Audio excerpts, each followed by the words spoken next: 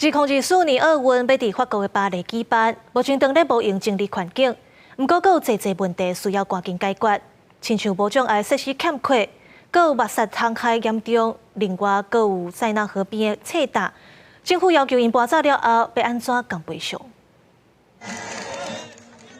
坐轮椅投球可惜无入去，为了鼓励民众购买明年8月28至9月7日伫巴黎举办的帕运，法国总统马克宏坐轮椅伫帕奥门票开始卖进前拍一场友谊赛。La moitié de ces billets sont en moins de 24 euros. Tous les billets sont en moins de 100 euros. Donc c'est une super occasion pour découvrir ce sport et vivre. 除了帕运，明年7月26至8月11的夏季奥运是法国人100年后搁再举办的大活动。根据预测，在奥运期间，巴黎每天会有4000至5000个新障者爱坐车转车。不过，首都地铁站敢若9%有无障碍设施，所以坐轮椅的人甲总统请命，因为因认为无障碍空间的改善进度上，巴黎草堂的侵袭愈来愈济。为顶礼拜5间学校被迫关起来。 早短短几天，目前已经有7间学校关起来。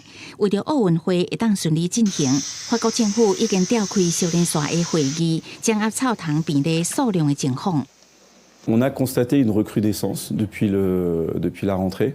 Environ, on estime à 30 à 50% par rapport à l'année dernière de supplémentaires. 为了在塞纳河边举办奥运开幕式，法国政府要求河边有450年历史、拢总570个旧册单爱搬走，双方演变成紧张关系。这个册单是要求政府爱赔偿因有可能的收入损失。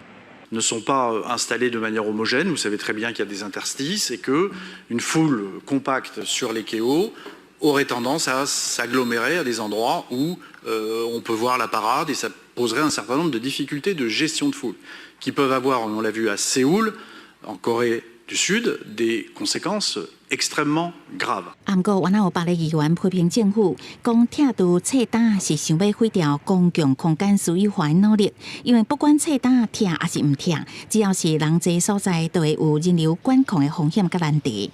公司新闻新闻部编译。